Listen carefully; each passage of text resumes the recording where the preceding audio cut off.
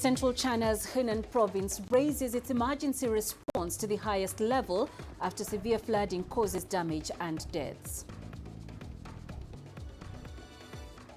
Nigeria receives attack aircrafts to fight insurgents.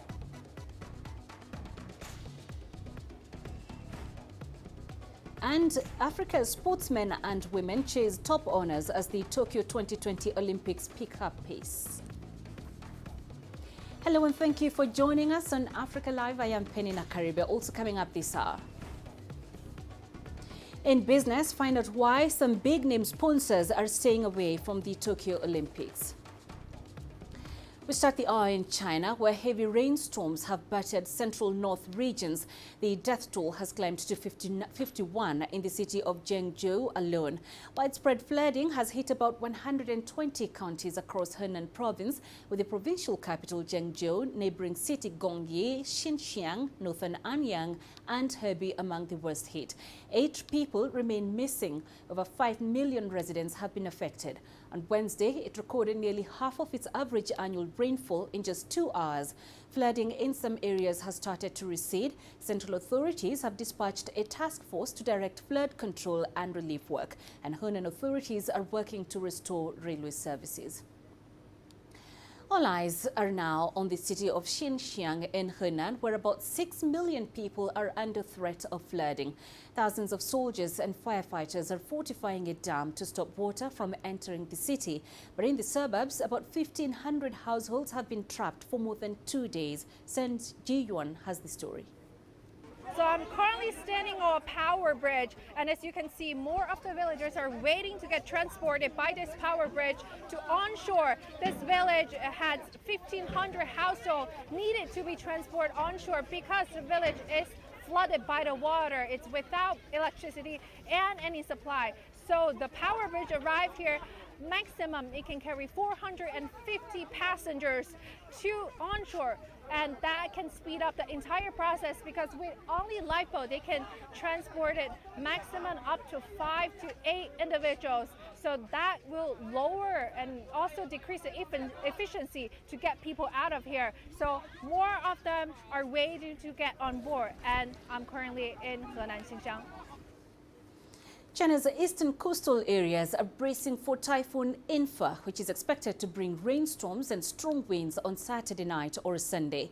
Weather forecasters said the cyclone will make landfall between Zhejiang and Fujian provinces. The Meteorological Authority has issued an orange alert, the second strongest of its 4-tier warning system. It also said Zhejiang province is likely to receive the heaviest rain among all the areas. Both Zhejiang and Fujian provinces have upgraded their emergency response levels. Large-scale heavy rains will also hit coastal Jiangsu province, Anhui and Jiangxi provinces, as well as Shanghai until Monday. For more on the impact of Typhoon Infa, Pan Yeke at the China Meteorological Administration has the latest. Take a look at the cumulative precipitation from last weekend to this morning. As you can see here, places pointed on the map here have seen rain accumulation more than that for an entire year, in excess of 600 millimeters, and places shaded in purple. And conditions are now getting better with little levels of precipitation since last night. And for this Friday, we may have to deal with just a very small scope of heavy rain across northern Henan. Then for this upcoming weekend, most of the wet weather will be in the form of showers or light rain. And though flooding in that region is slowly receding and not much precipitation is in our forecast in the coming days, folks out there, especially in the disaster-prone areas, should stay on high alert for potential dangers due to a lag effect.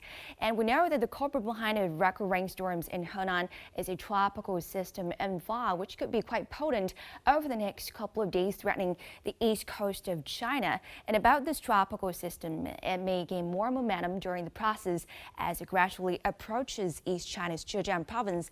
Our latest forecast shows that this tropical system may make a landfall in Zhejiang probably on Sunday or early next Monday. And as you can see here, out of question some damaging winds as well as heavy downpours affecting the eastern coastal region. Your winds could be even over 10 gale force near the center of this tropical system. Better heed all the evacuation orders. And about the wet weather forecast, out of question Zhejiang is likely to receive the heaviest rainfall among all the areas, about 500 millimeters of rain from this Saturday to next Monday. And as you can see here, since this tropical system can move pretty slowly or even circle around. The death toll in the floods that swept across Western Europe continues to climb. Belgium raised its total dead to 37. Over 200 people have died in Belgium and Germany. Relief and recovery operations continue in Germany, with towns and villages in the west of the country hardest hit. Trent Murray travelled to the region to meet those trying to rebuild their lives. It's been a week since deadly floods devastated northwest Germany. And the colossal cleanup goes on. And on. And on. Arriving in the village of Ahrweiler, the recovery effort is in full swing. Flood victims flanked by out-of-town volunteers, all trying to salvage what they can. Well, I actually was in Belgium, made some vacation for 2 days, and we heard that the rain was so hard, so we decided to get back home. And when we first saw the situation around here, we thought it was very bad, and we did not expect it to be so bad. Klaus Hauser's bakery business sat right in the path of what locals describe as an inland tsunami. And like so many here, he says all he could do was run to higher ground and watch as the water washed away his livelihood. The loss will be in the millions. I don't even know if I'm going to try to rebuild. I have 5 shops and they're not here anymore. They don't exist anymore.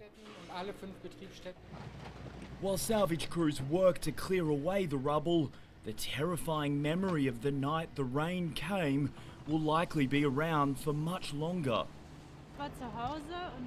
I was at home and then all of the blue lights started flashing. I didn't know where my father was. He spent the night on the roof of a submerged car until he was rescued in the morning. So I didn't sleep. Well, the rains may have passed for now, but the blazing summer sun has returned. It means that this cleanup has become incredibly hot, sticky and labour intensive. But locals here say the long hours are worth it. They want to get this community back up on their feet. And there's a real determination to just clear through the mess, roll up the sleeves and not stop until the job is done. And that same spirit of determination extends beyond the disaster zone.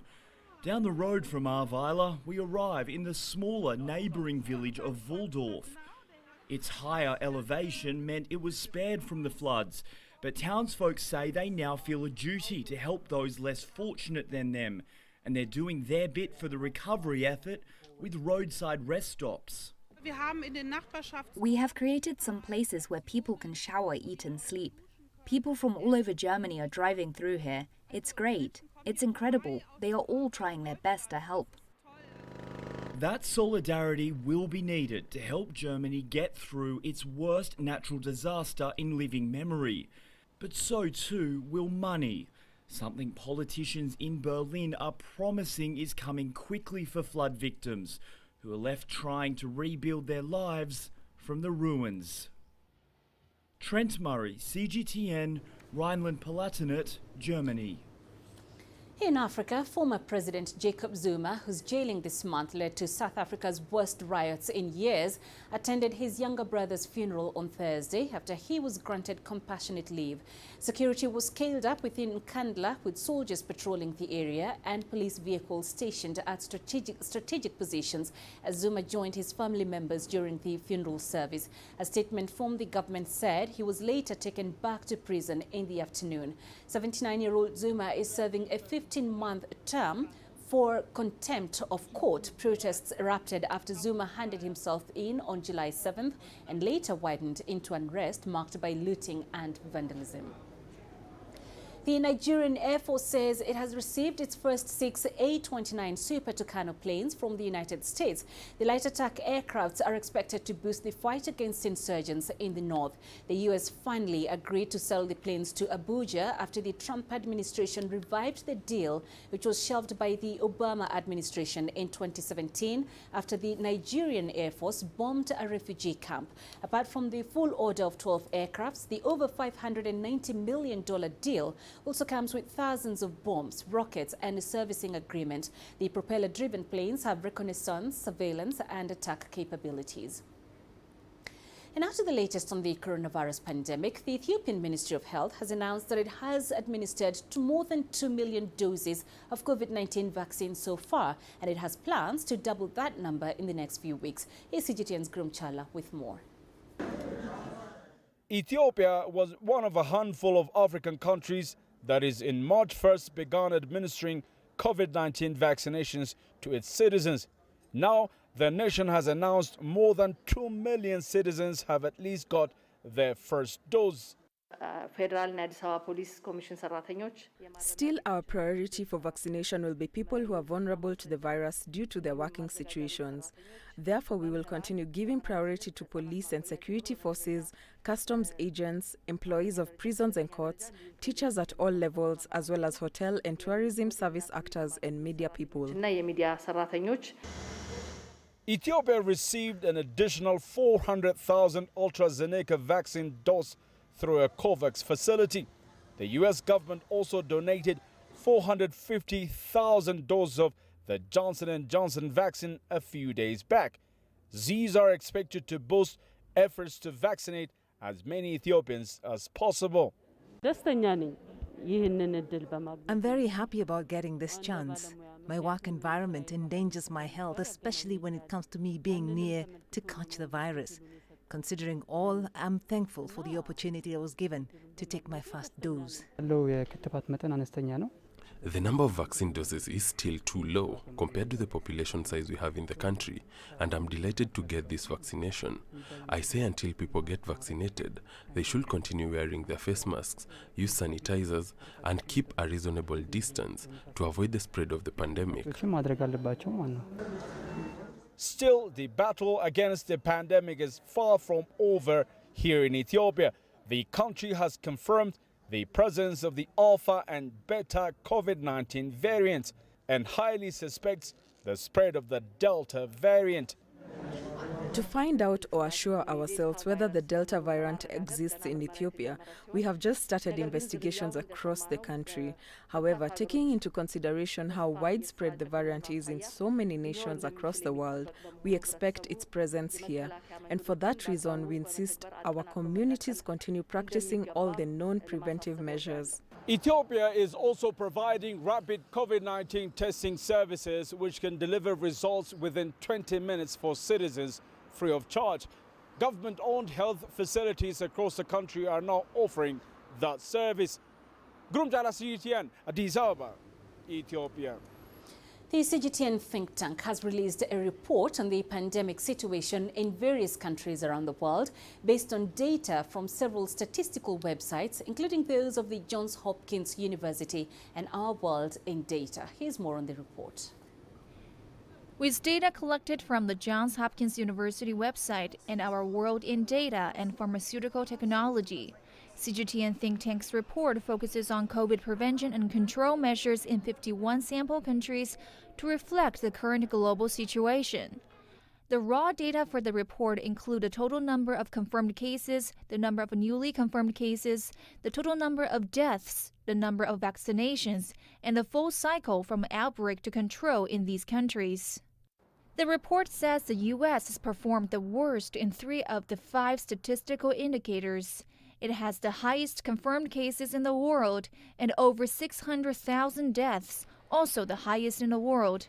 The number of days with less than 5,000 new cases is only 62, again the worst ranking among the sample countries. Similar to the U.S., the situation in many European countries has been severe, with high numbers of cases and deaths. France, the UK, and Italy all rank high. Meanwhile, many countries in Asia have performed well in pandemic prevention and control, with effective measures such as entry bans, quarantines, and stringent COVID-19 testing. Of the 51 countries in the review, China has the lowest number of daily new cases. Singapore and Vietnam rank low for the total number of COVID-19 deaths. In terms of the number of vaccinations, China is one of the few developing countries with the highest number of COVID-19 vaccinations due to its ability to develop and manufacture its own vaccines. However, the statistics also show that vaccination progress in developing countries is significantly worse than in developed countries due to inequality in the global distribution of vaccines. The report concludes that the polarized performances of containing the pandemic are very much related to local policies and measures, indicating a country's government plays a crucial role in pandemic prevention and control. Gao Yiming, CGTN. You're watching Africa Live. Let's take our first break this hour. Coming up, Africa's sportsmen and women chase top honors as the Tokyo 2020 Olympics pick pace. Nigeria is my home. 160 million vibrant, ambitious individuals constantly seeking the perfect self-expression. It is these people who inspired me to be that person that is seen, to be a voice that is heard, and ultimately to be the anchor that I am. I have to tap in, tune in, and turn on the very best qualities within me to deliver the news. I'm Richard Nta, an anchor for CGTN.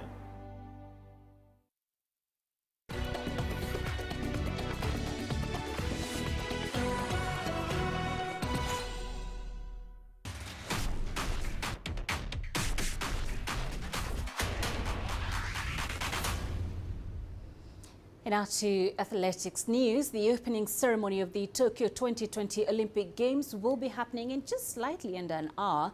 Already, several sports disciplines have kicked off, including the men and women football competitions. African teams have not gotten off to a flying start, with the Zambian women's team getting beaten 10-3 by the Netherlands. In the men's event, Egypt recorded a goalless draw against Spain, while South Africa lost to hosts Japan. But Cote d'Ivoire registered a 2-1 win over Saudi Arabia. African nations will be looking forward to match or better their medal tally of 45 medals in Rio 2016, especially when the track and field events kick off from Friday, the 30th of August. All right, so for more on the Olympics, we're joined by our correspondent Dan Williams, who's live for us in Tokyo. Dan, it's just under an hour till the opening ceremony starts. What is the mood among the organizers, the officials, the athletes, and the locals? Well, that's right. Normally this is, the big showpiece event that will kick off the celebration, a festival of sport. But as we prepare for this opening ceremony, the thousands of supporters and locals that we would expect at an event like this simply not there. I can actually tell you that just behind me there's I have to say, a handful or so of protesters apparently attempting to get into the opening ceremony here behind me, being quite loud. They're wanting this game still to be postponed, of course, taking place against the backdrop of the pandemic, and perhaps underlining at least some of the skepticism amongst the Tokyo locals. Remember, opinion polls in the build-up to this Olympics all suggested that most locals would prefer for these games not to take place. But here we are, 1 year after expectations, the 2020 Olympic Games about to get underway, about to have that official kickoff, and then we wait to see whether that tide will turn that we've seen perhaps at other Olympic Games in the past, where the build-up has been hit by controversies and scandals, and suddenly once the games start, once the opening ceremony begins and the sport then begins, then the focus changes. Once again, certainly organisers will be praying that will be the case. Right, Dan. And it's interesting you mentioned the controversies around these games and the protesters that you talked about gathering right behind you. Because I was just wondering, with today's Air Force display and the opening ceremony, are you seeing a turning tide amongst the public in support of the games? Well, certainly, I mean, events like that certainly help, and certainly I was walking around the stadium. It was around lunchtime when that happened, and certainly there were more people out and about trying to soak up what atmosphere they can. But I went to one or two of the event venues today, and it's just so heartbreaking seeing the venues completely empty. Of course, this will be a game played in front of empty stadiums and arenas. Local fans only recently finding out that they would not be allowed to partake in this games, and certainly that's going to be the case at this opening ceremony as well. So this is all going to come down to whether the TV games will be able to change that public opinion, and of course that will depend very much, you would think, whether there'll be perhaps early medals for Japan, and if that happens, that perhaps that will galvanize a little extra feeling towards this Olympic Games. But as I say, as we hear at the opening ceremony, a surreal atmosphere, very quiet, other than these protesters here, and certainly organisers still have a lot to do in order to win over that sceptical public. Yeah, and Dan, we already know there have been reports of 2 athletes testing positive for COVID-19. So I'm wondering, what are some of the measures that are in place in Japan to ensure these cases are kept to a minimum? Yeah, it's hard to know almost what else can be done in order to mitigate this COVID pandemic and to keep the population safe. There is a real fear amongst the public that this will will be a super spreader event that will lead to a huge uptick in cases, and we are seeing increased numbers in the Tokyo population. We're seeing increased numbers related to the Olympics as well, and of course the big concern will be for the athletes, whether their dream of competing in an Olympic Games will suddenly come crashing down with a positive test, potentially perhaps having a case linked to the Olympic Games, to one of a positive case as well. So all of these things add pressure to the organisers, pressure on the athletes as this continues, as we continue with this Olympic Games. It's a surreal Olympics. As somebody once described it, it's like having a party that you don't want, full of people that you don't want there, and it really does have that feeling. Organisers still believe that this can be a Games that offers hope to the world, of course taking place depressingly against this COVID-19 pandemic. There is still a chance that can happen, but of course there's still a much more significant chance potentially that the public won't be won over, and this Games will continue to be against a backdrop of controversy and disappointment. Well, thank you, Dan, for that contribution, and we're certainly looking forward to hearing more from you as the Games unfold. Dan Williams live for us in Tokyo. Now, Kenya's 10,000 meters runner and 2019 New York Marathon winner Geoffrey Kamworor has pulled out of the Tokyo Olympics due to an ankle injury. The 28-year-old is a 3-time world half marathon champion and previous world record holder. He had hopes of a medal in the 10,000 meters after winning the national trials in 27 minutes and 1.06 seconds, the fastest 10,000 meters time run on Kenyan soil. Kamworor took silver at the 2015 World Championships in Beijing behind Britain's Mo Farah and was looking at his prolific best in recent races. Kamworor's injury came about after he was hit by a motorbike while training in his home village in June last year, but was agitated during his preparation for the Games. 14 Zimbabwean nationals deported by the United Kingdom have arrived in Harare. They are the first batch to be ejected for being convicted of criminal offences. CGTN's Farai Mokutuya reports. That's the chartered flight with the 14 deportees on board. Due to safety concerns, media was barred from getting any closer or filming the passengers disembark. The returnees have been whisked away to a COVID-19 quarantine facility where they'll remain in isolation in line with the country's COVID-19 prevention protocols. That meant that family members who had come to the airport could not see their relatives. A visibly distraught mother had hoped to welcome a son she last saw more than a decade ago back home. When they eventually meet, it will be a bittersweet reunion. It's a pain in my heart just because it's somebody. It's my breadwinner. He's my breadwinner. So you don't think it is right for him to come back home? It's wrong. It's not good for me. It is not good for me forever. Like others facing deportation, his son has his wife and children in the United Kingdom, a split that activists have been battling. The UK government are not considering the children left behind, the impact on the family. We know that children have experienced trauma, their education has suffered, they're wetting the bed, they're asking, are we next? Are we going to be deported? And to be stripped of one of your parents and never see them again is absolutely atrocious. It's a human rights abuse. The people being deported were convicted of crimes in the United Kingdom. Zimbabwean authorities have downplayed the significance of the action. Any government in the world has the right to deport any foreigner from its country.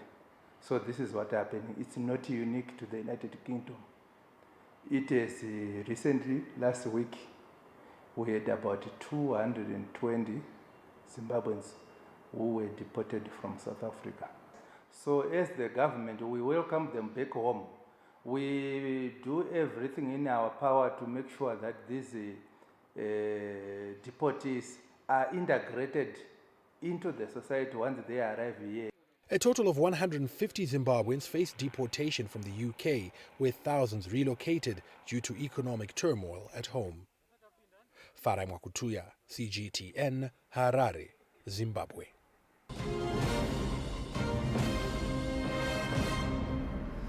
Here now is a recap of some of the top stories we've been following. Heavy rainstorms have battered China's central north regions. The death toll has climbed to 51 in the city of Zhengzhou alone.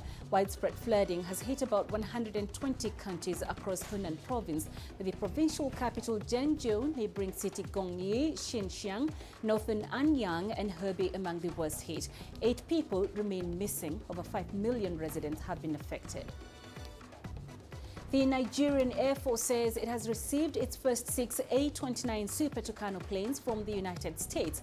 The light attack aircrafts are expected to boost the fight against insurgents in the north. The U.S. finally agreed to sell the planes to Abuja after the Trump administration revived the deal, which was shelved by the Obama administration in 2017 after the Nigerian Air Force bombed a refugee camp. And the opening ceremony of the Tokyo 2020 Olympic Games will be happening in just slightly under an hour. Already, several sports disciplines have kicked off, including the men and women football competitions. African teams have not gotten off to a flying start, with the Zambian women's team getting beaten 10-3 by the Netherlands. In the men's event, Egypt recorded a goalless draw against Spain, while South Africa lost to hosts Japan. But Cote d'Ivoire registered a 2-1 win over Saudi Arabia. African nations will be looking forward to match or better their medal tally of 45 medals in Rio 2016, especially when the track and field events kick off from Friday the 30th of August. Coming up in business, find out why some big name sponsors are staying away from the Tokyo Olympics.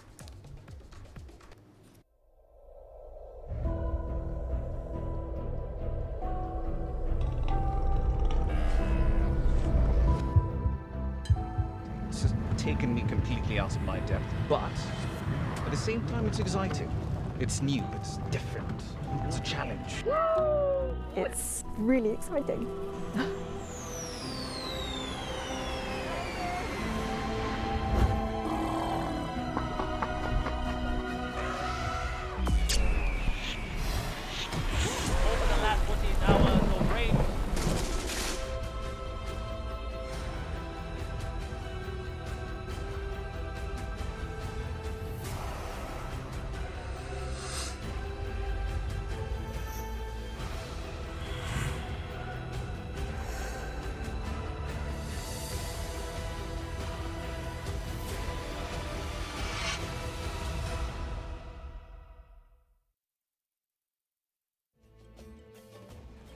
There's more to this place than just glorious landscapes.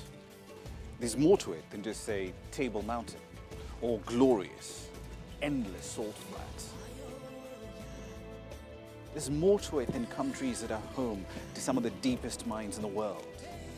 There is so much more to this place, even if it is home to some of the finest diamonds on the planet. It is the sheer diversity of the people who call Southern Africa home and the relentless drive to make it a better place that make it so special. And we know that because this too is home.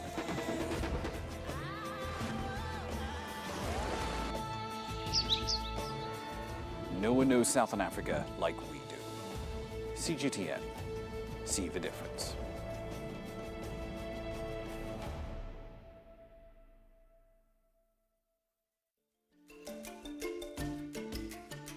Africa Live. Find your voice.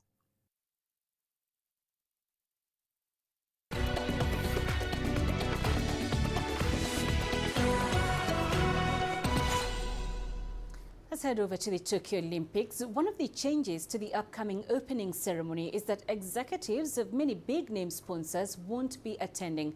And that's not a COVID policy, though, but a decision taken by the companies to stay away from the much-opposed Tokyo Games.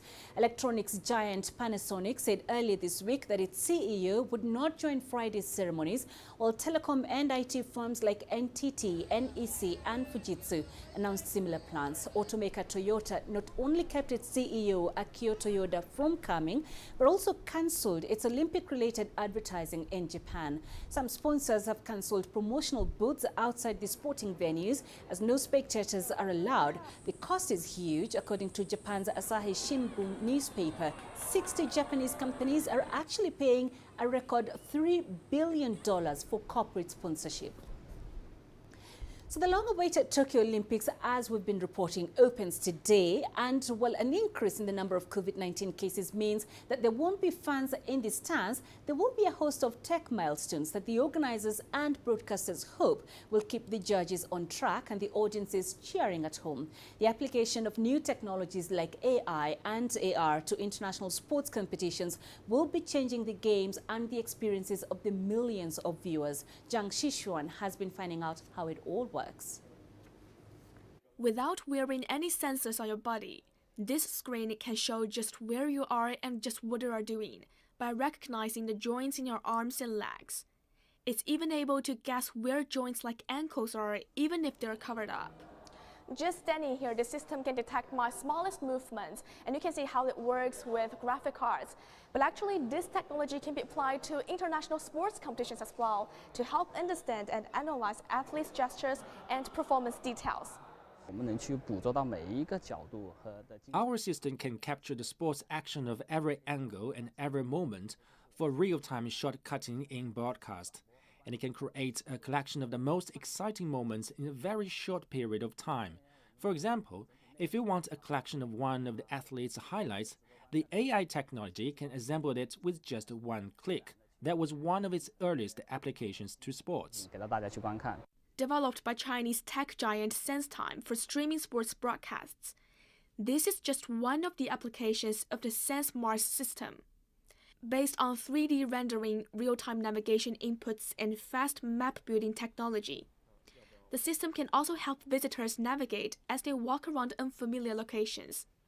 It's already being used in some scenic spots across China, such as the Westlake area in Hangzhou.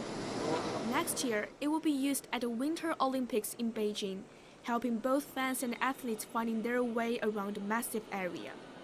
But it's the sports competitions that have presented the toughest challenges for the tech developer. It has laid higher requirements on our technology's accuracy, as it's a professional competition. So we've enhanced the accuracy of our algorithm and also its stability. And the sports events consist of both athletes and viewers. It's a quite large application scenario, and our technologies have to fit in the demands of all of them. Only if they've gone through a long period of testing on site can they be finally implemented. The system has already been tried out at Beijing's National Aquatic Center, widely known as the Water Cube. The Beijing Winter Olympics will also be using an additional AI system, Xiaoeyes, as an aid to the judges. While all this new technology is rapidly becoming a part of sports events, experts say it may still take a while for it to become mature enough to become a common feature for the events themselves and for video viewers. The technology part of augmented reality and virtual reality are mostly ready, but for the device, for the application part, that could be a problem in the current and the near future. Because, for example, let's see augmented reality device. The view angle is currently very small, and that conflicts the immersion concept of VR itself.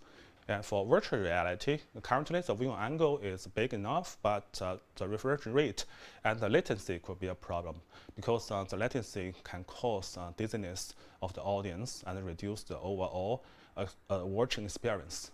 And since the whole AI application is based on a large quantity of collected data protection and management become an issue as well. For example, we can analyze a lot of information from the video itself, including the body movement and even micro expressions of that as like this. That could be private information, but I think there would be this kind of requirement for the data owner to tell the competition participants about how they will use this kind of data. Will the data be released to the public or be kept within their database? That could be a problem.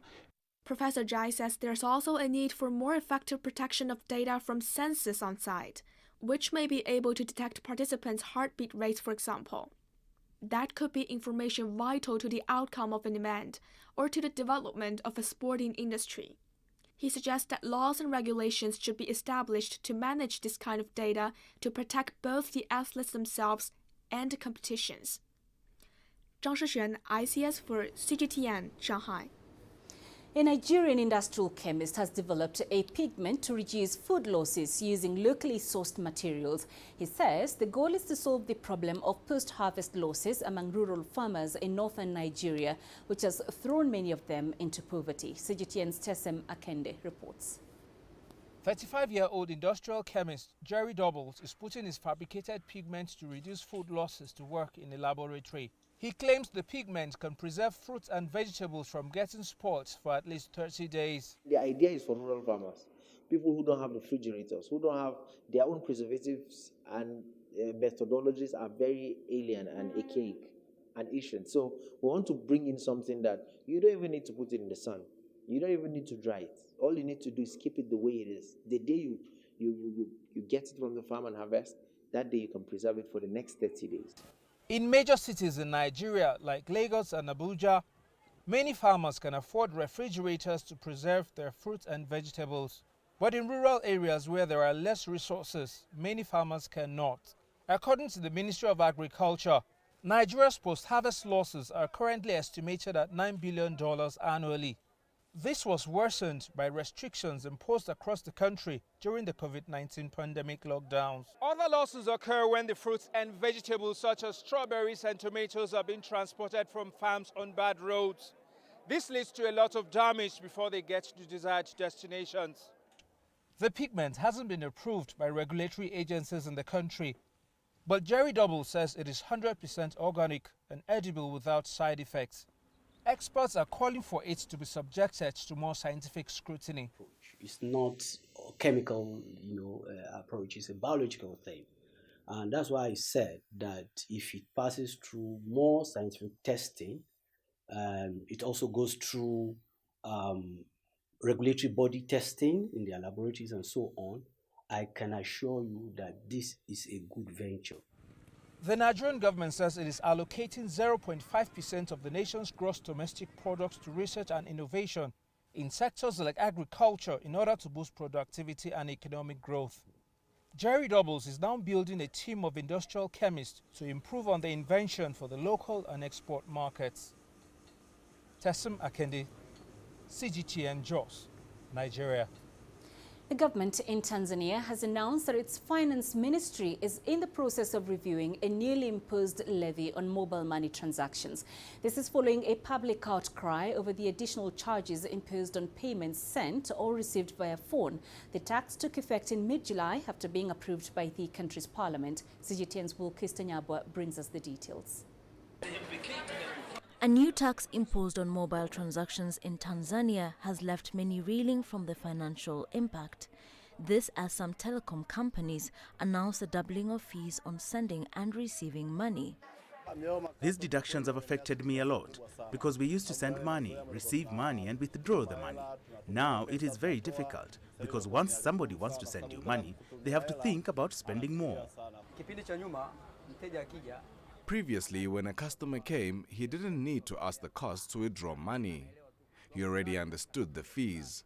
But currently, the customers ask how much will be deducted firstly. Now when they come to withdraw money and notice the amount to be deducted, they say, no, I won't withdraw. It has affected us agents and also the customers.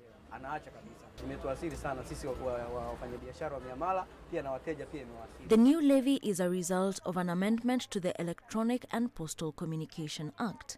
The amendment aims to collect more money to support the 2021-2022 budget worth approximately $15.8 billion. Experts suggest the government should instead work on ways to expand its tax base in order to meet its targets. The reason is why we have such kind of levies is that we collect less taxes. And when you collect less taxes, then you find you're short of alternatives to collect taxes. You keep on increasing tax on another tax. So the only solution here is to increase the tax base. How do you increase the tax base? You make sure that the private sector environment is well kept and everybody is flourishing. So when you have a bigger, vibrant private sector, you need not to keep on increasing these levies because you'll be collecting a lot of money from different kind of businesses all over the country. We have received as the government complaints, opinions and concerns from various citizens connected with this law on the tax related to the mobile transactions. We urge all citizens to remain calm as we continue to elaborate on all the areas that need clarification, and we will take action on the areas that need action. As deliberations continue on what will be the long-term outcome of the new tax, critics say the move is likely to leave a dent on the telecom industry. The levy aims to collect funds worth $515 million. The government says the funds will also be used to cover over 1,000 health centers and 900 dispensaries, as well as infrastructure in rural areas. Wilkes Anyabwa, CGTN. Environment and energy ministers from the group of 20 rich nations made little progress on Thursday on how to reach climate goals, with a cluster of countries resisting firm commitments. Near the sumptuous Royal Palace in Naples, where the meeting took place, thousands of flag-waving marchers protested against what they said was a lack of action on global warming. Italy, which holds the rotating G20 presidency this year, said a communique on the environment had been reached after weeks of negotiations and a two-day non-stop session. The 7-page document covered numerous subjects, including food security, the sustainable use of water, marine litter, sustainable finance, and how to better educate the young on climate issues. But a summary released is said to be short on concrete policy commitments. A quick look at how Wall Street wrapped up overnight. The U.S. market showed a 3 consecutive day growth despite concerns of a rising unemployment rate. Our correspondent John Terrett has more from New York Stock Exchange.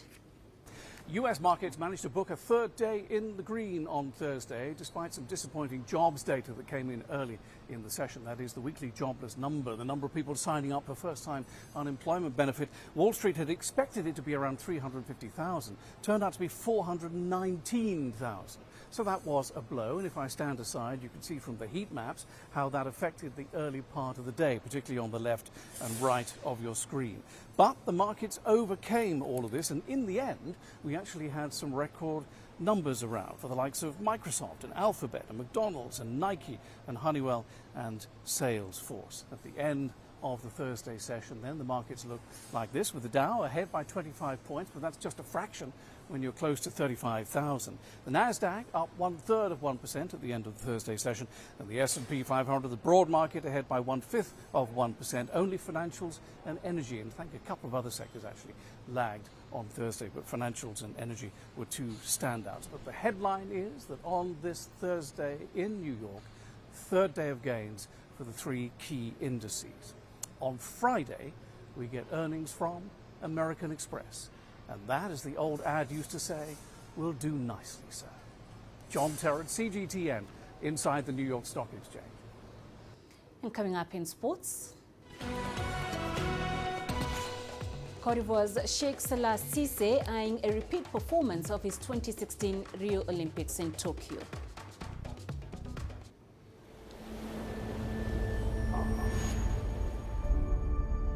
How would you create your legend? On the fields, on the tracks, in the arenas of Africa. Were you born to be a player? Could this moment